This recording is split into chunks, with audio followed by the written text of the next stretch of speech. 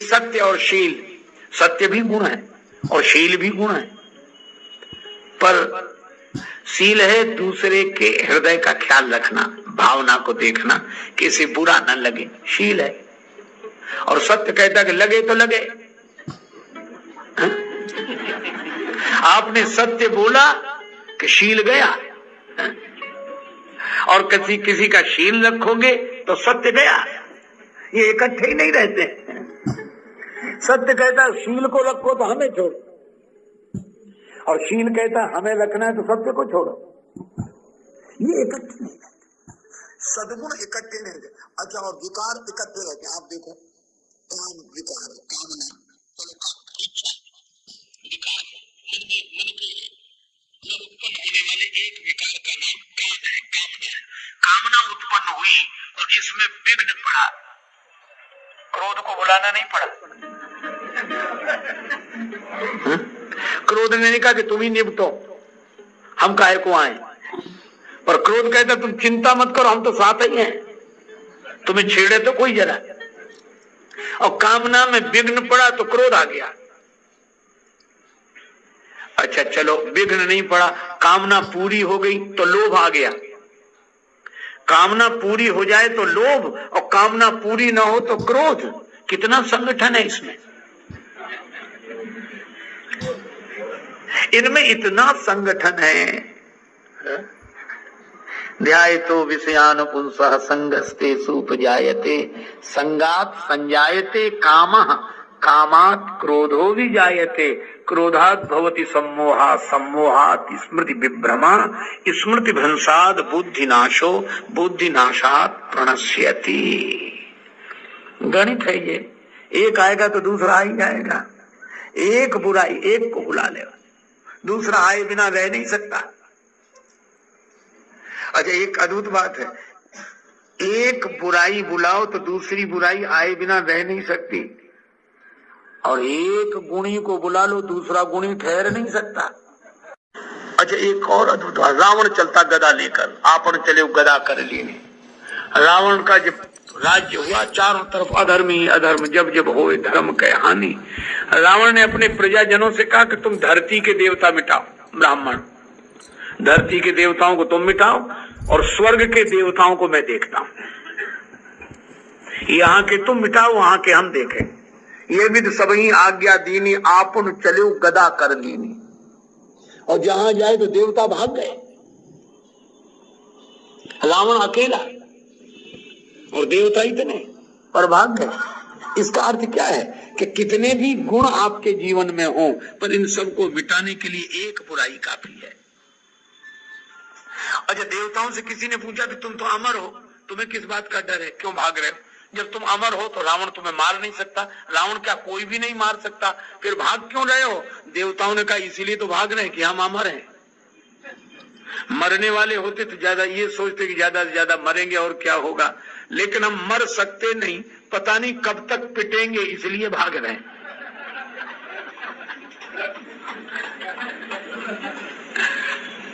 तो हमारी पौराणिक जो कथाएं हैं वे भी बड़ी सांकेतिक है। समुद्र मंथन हुआ और समुद्र मंथन करके अमृत निकाला गया, अमृत देवताओं को पिलाया गया, तब देवताओं ने राक्षसों पर विजय पाई।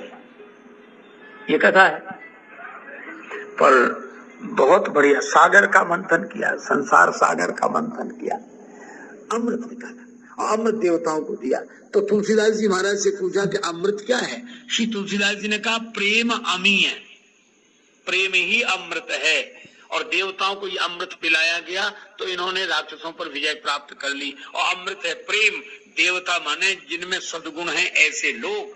तो आज जितने प्रतिभावान अच्छे सद्गुणी लोग हैं, अगर भगवान की कृपा से ये प्रेम का अमृत पी ले तो समाज में बुराई पर आज भी विजय प्राप्त की जा सकती है, विजय पाई जा सकती है। प्रेम हो जाए, प्रेम का अमृत पी ले, फिर इन्हें कोई नहीं मिटा सकता। प्रेम, अच्छा सबको प्रेम का उपदेश देते, आपस में प्रेम नहीं, तो पीना तो खुद पड़ेगा प्रेम। और वही हुआ, रावण ने इतना अत्याचार किया, इतना अत्याचार, माता घबरा गई। ये पृथ्वी माता ही तो सबको धारण किए हुए हैं और यही घबराई। श्री तुलसीदास जी महाराज से पूछा गया कि पृथ्वी माताएं, इनका आध्यात्मिक रूप, गोस्वामी जी महाराज कहते हैं सुमति भूमि थल, सुमति भूमि। जब जब समाज पर अत्याचार होता है तो सुमति घबराती है, विचारवान लोग दुखी होते हैं, बुद्धिजीवी दुखी होते हैं कि अब क्या समाधान है। जब बुराई इस तरह सफल हो रही हो अच्छाई पर, क्या गाँव में गीत न कोई, क्या गाँव में गीत न कोई, है उदास मन की शहनाई, बजता है संगीत न कोई, क्या गाँव में गीत न कोई। आश्वासन सब लगते हैं छूछे, आश्वासन सब लगते हैं छूछे, मेरा मन मुझसे ही पूछे, अनाचार पर सदाचार की क्या होगी अब जीत न कोई, क्या गाँव में गीत न कोई। जो दिन हमने सुने हैं, जिन दिनों के बारे में सुना है, क्या वे दिन हमें देखने को नहीं मिलेंगे। बुद्धिजीवी परेशान होता है, लेकिन तब एक ही आसरा है, एक ही सहारा है। वह क्या? पृथ्वी माता ने कहा कि पहले सब विचारवान संगठित हों, गौ रूप धारण किया। पृथ्वी माता ने धेनु रूप धरी, हृदय विचार। अब बहुत अद्भुत शब्द का प्रयोग किया।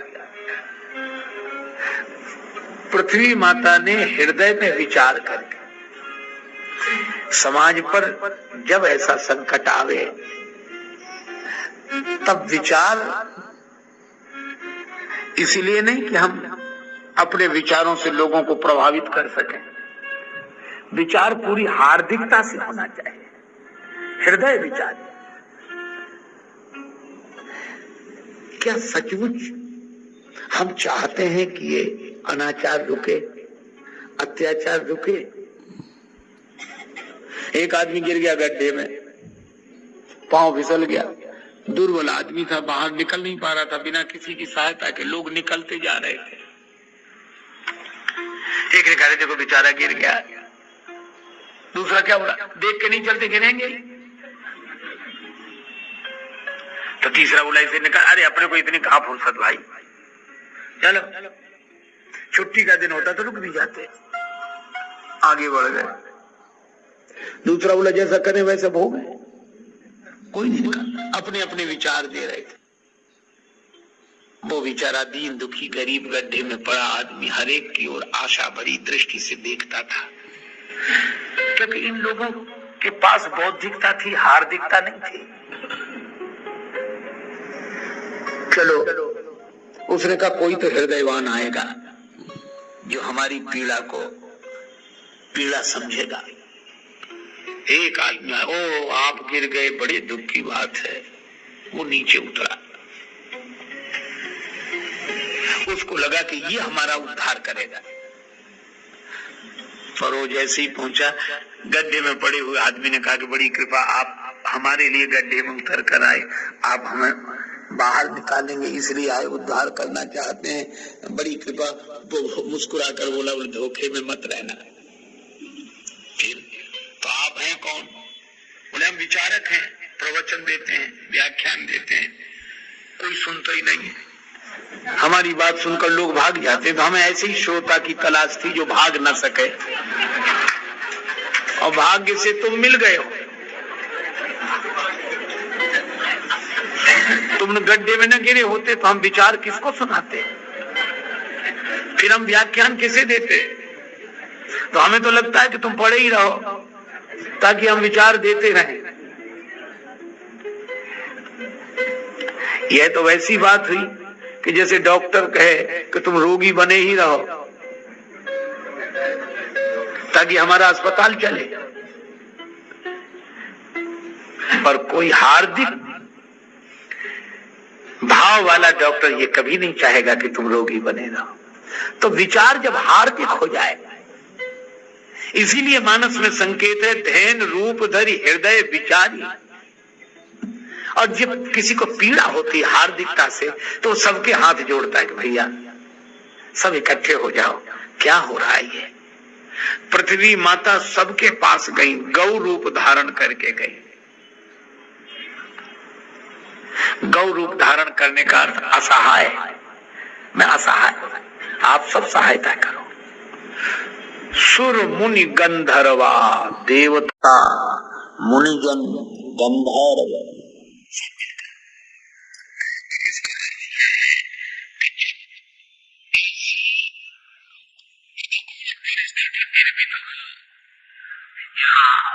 अच्छाई पर बुराई की जीत हो रही हो, बोध पर क्रोध विजय पा रहा हो, तब सबको संगठित हो जाना चाहिए।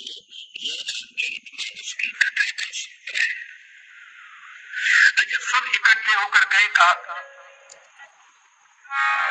सुर मुनि गंधर्वा मिलकर सरवा, ये विरही के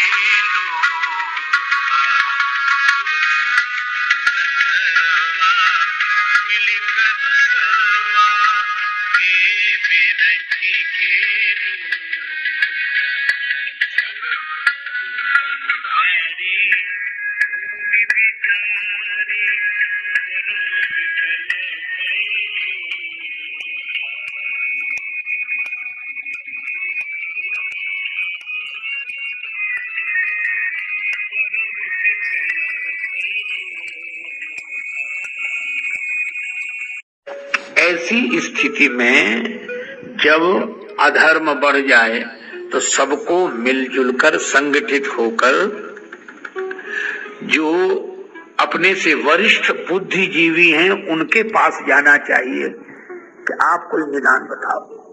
वृद्धों के पास जाओ, जिनके पास अनुभव है उनके पास जाओ। अच्छा, ब्रह्मा जी के पास गए तो ब्रह्मा जी ने यह नहीं कहा जाना पड़ेगा, हमारे अलावा कोई समाधान दे नहीं सकता। पर ब्रह्मा जी ने कितना सुंदर संकेत किया। ब्रह्मा जी ने कहा कि देखो, बुद्धि की बड़ी महिमा है, पर बुद्धि भी असीम नहीं है, ससीम है। शरीर में सिर सबसे ऊपर है, शरीर की दृष्टि से सिर सबसे ऊपर है, पर संसार की दृष्टि से सिर सबसे ऊपर नहीं है। तो सिर सबसे ऊपर है इसको तो माने, पर सिर के ऊपर भी कोई है, अब उसे याद करें, वही एक समाधान है और कोई समाधान नहीं। और सिर पर कौन? सिर पर सीताराम, फिकर फिर क्या करना, सिर पर सीताराम, फिकर फिर क्या करना, फिर क्या कर, निराश नहीं होना। चमन उजड़ गया, कुछ यादगार बाकी है। चमन उजड़ गया, कुछ यादगार बाकी है, कहीं कहीं पे निशाने बहार बाकी है। कैसे कह दूं कि सहारे तमाम टूट गए, अभी तो रिश्ते परवरदिगार बाकी है। भगवान का भरोसा। अच्छा, दिया जलाकर छत पर रख दो, कौन बचाएगा उसे बुझने से? लेकिन खुली छतों के चिराग कब के बुझ गए होते, कोई तो है जो हवाओं के हाथ थामे हैं। हवा हमारे हाथ में नहीं है, लेकिन हवा किसी के हाथ में तो है। जीवन का मैंने सौंप दिया सब भार तुम्हारे हाथों, हम में तुम में बस भेद यही, हम नर हैं तुम नारायण हो। हम में तुम में बस भेद यही, हम नर हैं तुम नारायण हो। हम हैं संसार के हाथों में, संसार तुम्हारे हाथों में। इसलिए सिर से ऊपर भगवान। और जब अकल काम न करे, बुद्धि हार जाए, है? अच्छा देखो, हारा हुआ गिर जाता है। अखाड़े में खड़ा हुआ आदमी जब हारता तो नीचे गिर जाता है। तो मुझे तो लगता है कि ये सिर जब जब हार जाए तो इसे हरि के चरणों में गिरा देना चाहिए। हार गया, अकल काम नहीं कर रही है, बुद्धि समर्पित, और भगवान के चरणों में। तो ब्रह्मा जी ने क्या कहा? ब्रह्मा सब जाना मन अनुमाना, मोर कछु न बसाई। कि मेरा भी अब कोई बस नहीं है, क्योंकि हमारे तो 4 ही सिर हैं, जो अत्याचार कर रहा है उसके 10 हैं। हम जितना सोचते हैं उससे ज्यादा वो मिटाने की युक्तियां जानता है। अच्छा, बनाने वाले के 4 सिर और मिटाने वाले के 10, क्या करोगे?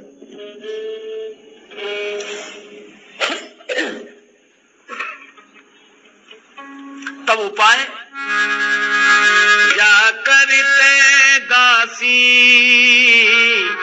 सो अविनाशी, हमरे उतोर सहाय।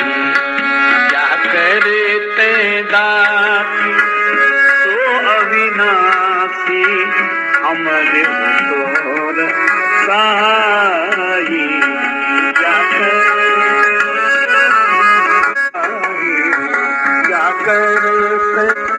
विनाशी हमरे हो का। भगवान का आश्रय लो, भगवान को पुकारो। और ये एक साधनात्मक सूत्र भी मिल गया। जब हमारे मन की अच्छाइयों पर बुराइयां विजय पाने लगे, तब भगवान को ही पुकारना चाहिए। प्रभु, मैं समझता था कि सद्गुणों के बल पर सब कुछ हो जाएगा, पर सद्गुण भी आपकी कृपा से ही कार्य करते हैं। सद्गुणों को भी आपकी शक्ति चाहिए।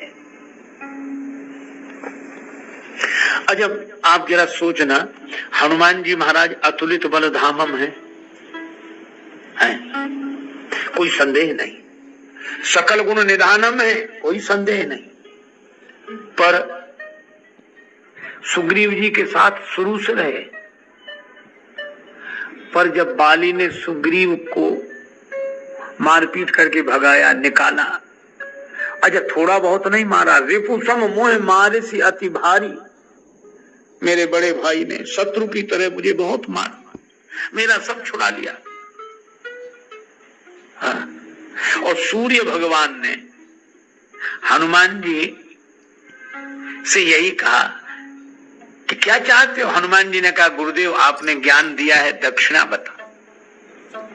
कहा कि दक्षिणा यही है कि मेरे अंश से वानरों में सुग्रीव जी का जन्म हो रहा, तुम उनकी रक्षा करना, उनके साथ रहना। और हनुमान जी इसी उद्देश्य से आए हैं और इतने दिन से हैं। आप सोचिए, जब बाली से सुग्रीव पिटते रहे, सुग्रीव भगाए गए, तो हनुमान जी कहीं बाहर गए थे? आप सोचो, हनुमान जी वहीं थे कि नहीं? और सुग्रीव को भगाए तो हनुमान जी चलो साथ साथ, एकांत में चलो, एकांत में।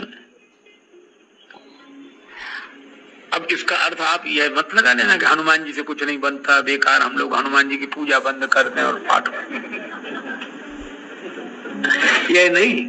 श्री तुलसीदास जी महाराज से किसी ने पूछा कि हनुमान जी साथ बने रहे और सुग्रीव की दुर्दशा होती रही, सुग्रीव दर दर भागते रहे और हनुमान जी साथ है, सुग्रीव पिटते रहे, हनुमान जी साथ है, सुग्रीव जी परेशान रहे और हनुमान जी साथ है,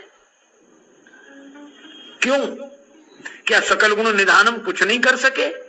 तुलसीदास जी ने एक दोहा लिखा कि यह प्रसंग केवल एक शिक्षा देने के लिए है और हम लोग भी इस शिक्षा को स्वीकार कर लें। क्या? तुलसी राम सुदीठते सबे होत बलवान। हनुमान जी को जब तक राम जी नहीं मिले तब तक हनुमान जी ने कुछ नहीं किया। क्यों? श्री सीता जी का हरण करके रावण ले जाता रहा, तो भी तो हनुमान जी थे वहां वानरों के संग। और सीता माता ने राम राम कहा, राम पुकारी हमई देख दीनिस पटधारी। चलो सुग्रीव नहीं गए तो हनुमान जी ही जाते। पर तुलसीदास जी कहते हैं यह कथा केवल इतना ही संदेश देती है कि तुलसी राम सुदीठते सबे होत बलवान, बाली बैर सुग्रीव सो कहा कियो हनुमान। और इससे प्रेरणा क्या लें कि सकल गुण निधानम भी तब तक कुछ नहीं कर सके जब तक राम जी का पदार्पण नहीं हुआ। तो ये कथा केवल इतनी ही शिक्षा देती है कि हमारे सद्गुण भी कुछ नहीं कर सकते जब तक कि भगवान का पदार्पण हृदय में नहीं होगा, भक्ति पूर्वक भगवान नहीं। एक गांव में आया हाथी, घंटी बजी, टन टन की आवाज हुई। संयोग की बात कि उस गांव में सभी अंधे रहते थे, अंधों का नगर था, पर अंधे देख नहीं सकते थे, सुन तो सकते थे। घंटियों की आवाज सुनी, दौड़े दौड़े आए, चिल्ला कर कहा क्या है क्या है। महावत बोला हाथी है। अंधे बोले हम देखना चाहते हैं। महावत ने कहा तुम्हारी आंख नहीं, देखोगे कैसे? कहा हाथ तो है, हाथों से देखें। ठीक है, महावत ने हाथी बिठा दिया, अंधे टूट पड़े। किसी ने पांव पकड़ा, कुछ अंधों ने, कुछ ने पूंछ, कुछ ने कान, कुछ ने पीठ, किसी ने सूंड। देख लिया? हाँ देख लिया। हाथी लेकर महावत चला गया, अंधों में झगड़ा शुरू हो गया। और ये कहानी कहती क्या है कि झगड़ा जब होता है अंधों में ही होता है। अच्छा, झगड़े का कारण दृष्टिहीनता है। नियरे होए सूझत नहीं लानत ऐसी जिंद, और तुलसी या संसार को भयो मोतिया बिंद। तो ये मोतिया बिंद दूर कैसे हो? दवा लगाओ। कौन सी दवा? गुरुपद रज मृदु मंजुल अंजन, नयन अमीय दृग दोष विभंजन। तो झगड़ा होता ही अंधों में, और अंधत्व के कारण ही हुआ। अब कठिनाई यह हुई कि महावत तो हाथी लेकर गया, पर जितने अंधों ने हाथी का पांव पकड़ा था उन्होंने हाथी के बारे में धारणा बनाई कि हाथी गोल खंबे की तरह होता है। पूंछ पकड़ने वाले बोले गलत, पतली लाठी की तरह होता है, उसके आगे बाल होते हैं। पीठ पकड़ने वाले बोले नहीं, गोल चबूतरे की तरह होता है। सूंड पकड़ने वाले बोले खुरदुरे पेड़ की तरह, नीचे पतला ऊपर मोटा। कान पकड़ने वाले बोले अनाज साफ करने वाले सूप की तरह होता, छाजड़े की तरह होता।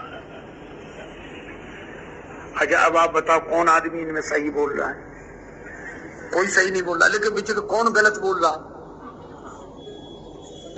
अच्छा, जिसके हाथ में जितना आया उसने उसी तरह की धारणा बना ली।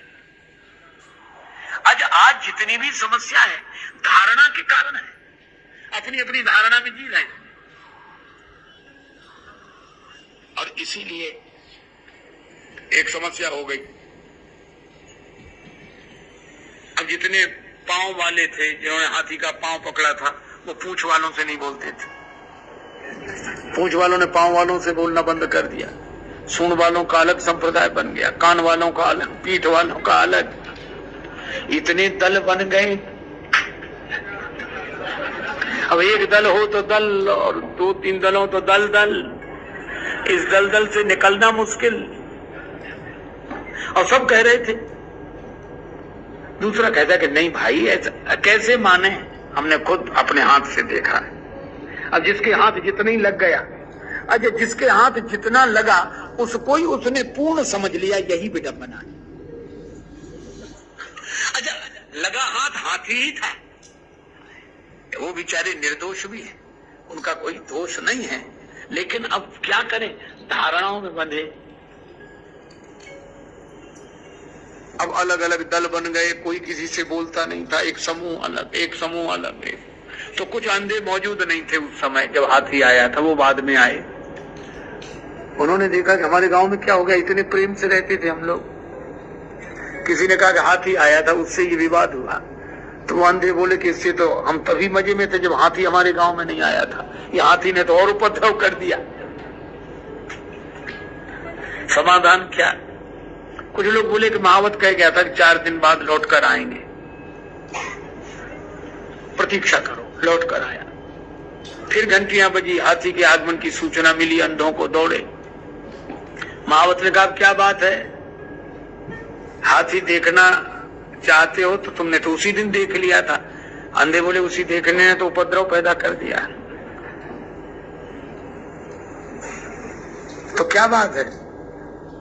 एक ने कहा कि हाथी गोल खंबे की तरह होता है। महावत बोला हाँ वैसा भी है। पूंछ पकड़ने वाले बोले पतली लाठी की तरह नहीं होता जिसके आगे बाल लगे होंगे, वैसा भी है। पीठ पकड़ने वालों का गोल चबूतरे की तरह का, वैसा भी है। सूंड पकड़ने वालों ने कहा खुरदुरे पेड़ की तरह का, वैसा भी है। कान पकड़ने वालों ने कहा अनाज साफ करने वाले छाजड़ा सूप की तरह, बोले वैसा भी है।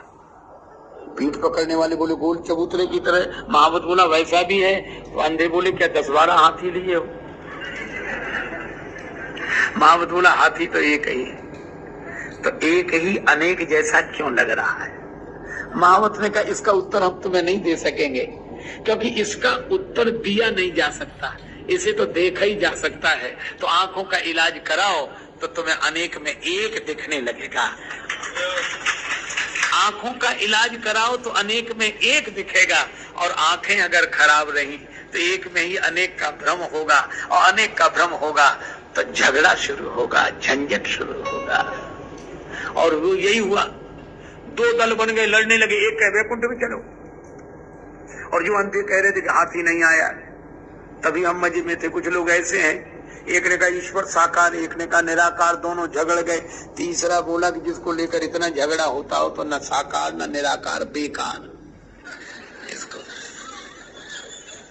तो अपनी अपनी सोच, झगड़ गए। अच्छा अब एक बात और है, झगड़ा वहां शुरू हो गया जहां सदगुरु थे। सदगुरु कौन? शंकर भगवान।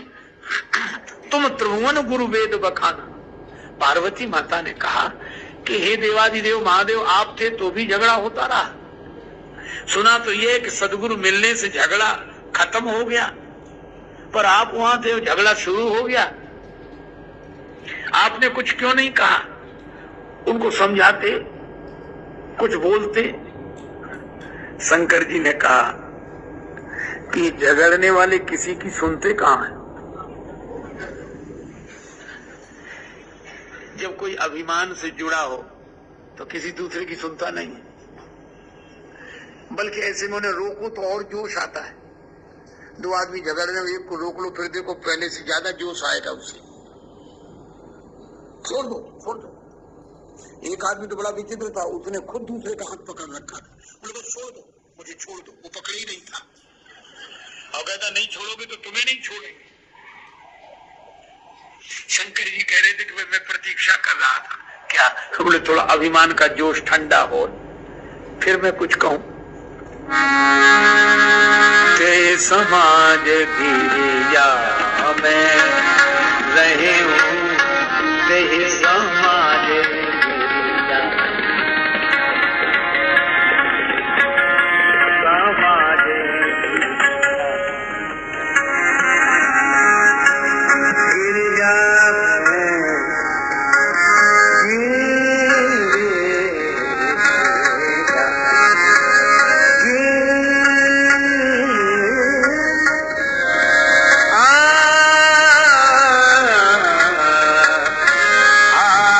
कहते पार्वती हम वहां थे। पार्वती जी बोली तो फिर आपने क्यों नहीं कहा?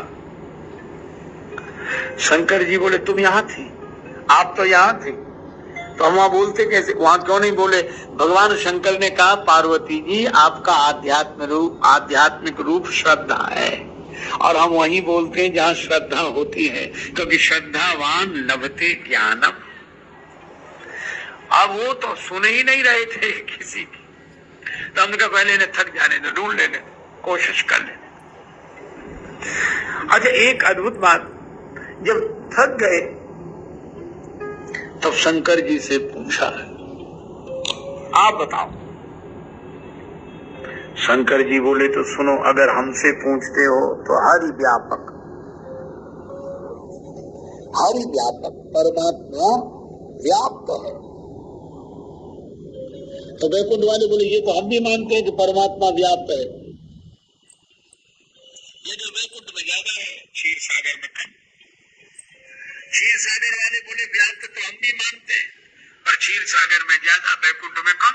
शंकर भगवान बोले न वैकुंठ में ज्यादा, न क्षीर सागर में कम, न क्षीर सागर में ज्यादा, न वैकुंठ में कम। हरि व्यापक सर्वत्र समाना, सर्वत्र समान रूप से व्याप्त है। तो मिले कैसे? प्रेम से प्रकट हो ही मैं जाना, प्रेम से मिले। कितना सुंदर संकेत है। मुझे तो लगता है कि भक्ति विज्ञान है, पर हम भौतिक विज्ञान से तो परिचित हैं, भक्ति के विज्ञान से परिचित नहीं है। ज्ञान और विज्ञान में एक ही अंतर मुझे लगता है, पता लग जाना ज्ञान है, पदार्थ का पता लग जाना ज्ञान है, और पदार्थ की प्राप्ति हो जाना विज्ञान है। तो भगवान का पता लग जाना ज्ञान है, और भगवान की प्राप्ति हो जाना विज्ञान है। अच्छा, विज्ञान वैसे भी, जैसे पता लग गया कि पानी में बिजली है, तो वैज्ञानिकों को पहले पता ही तो लगा होगा कि पानी में बिजली है।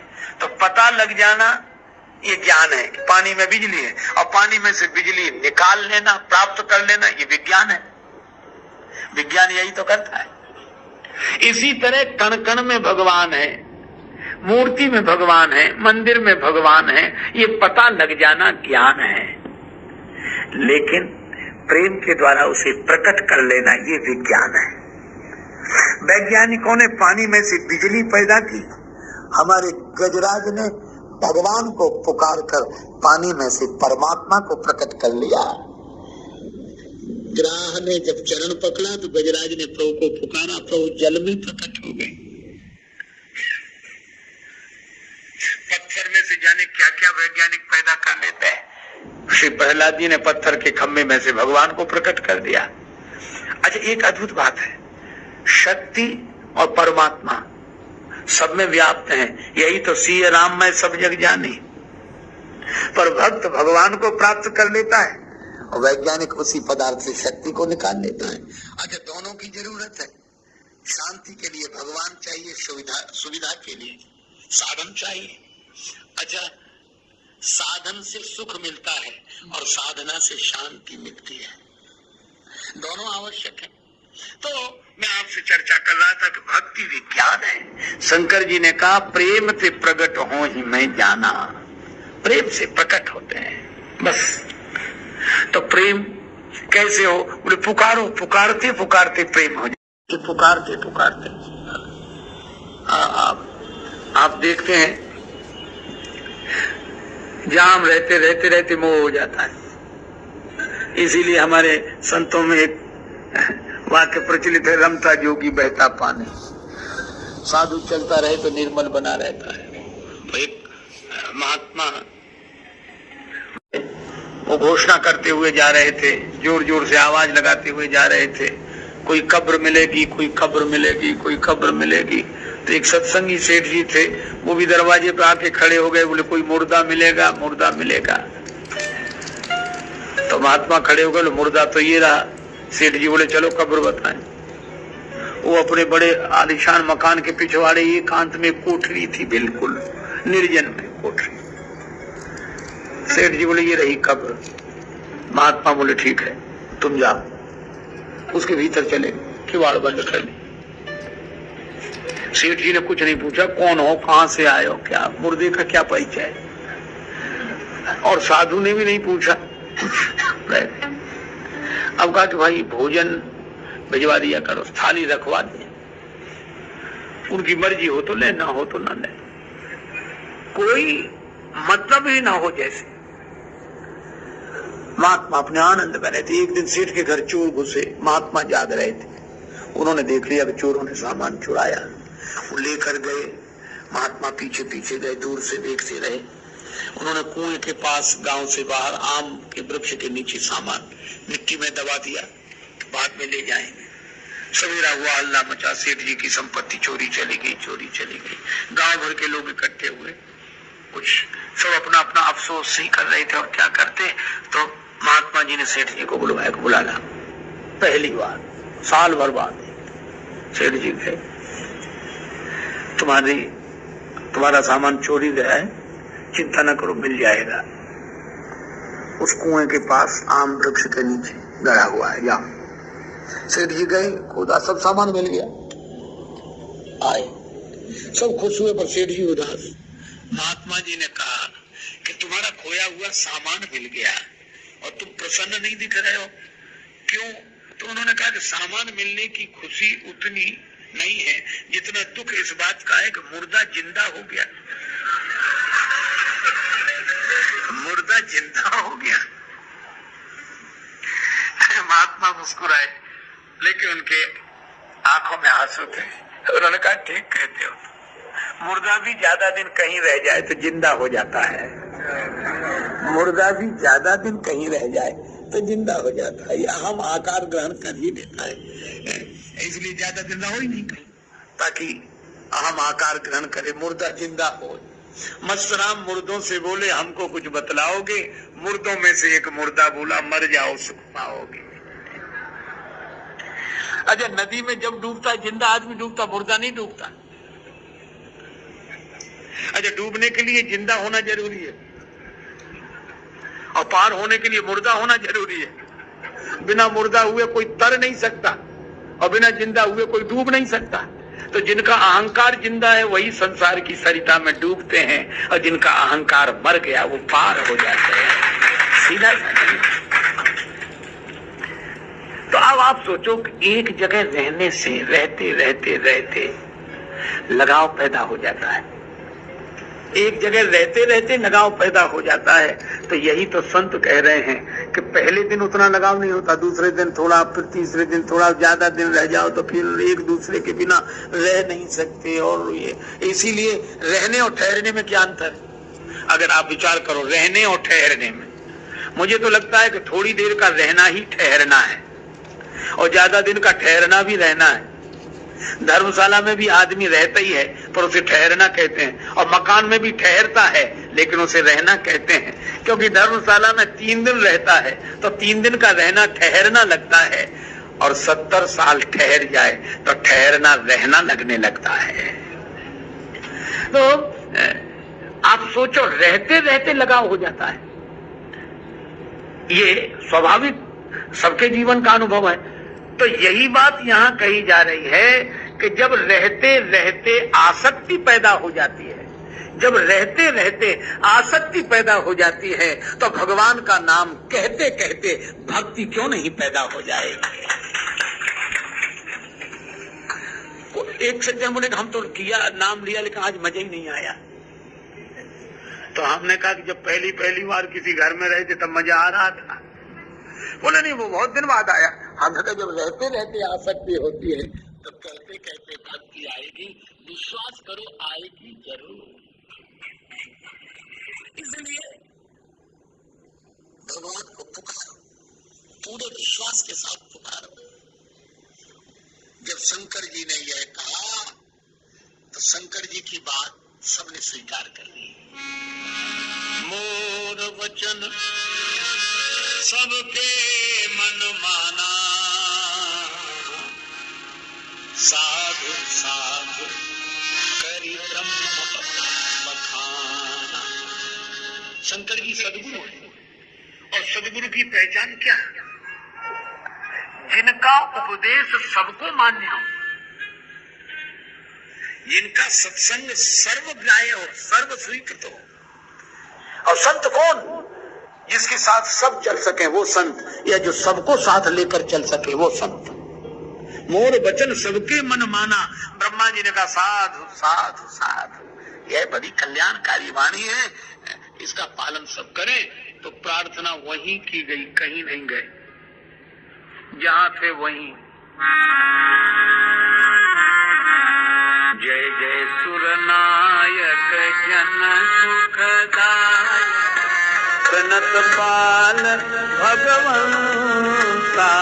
जय जय सुरनायक जन सुख,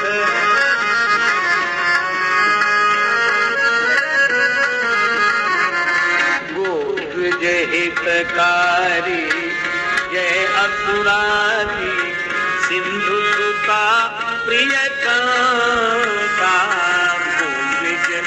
हितकारी।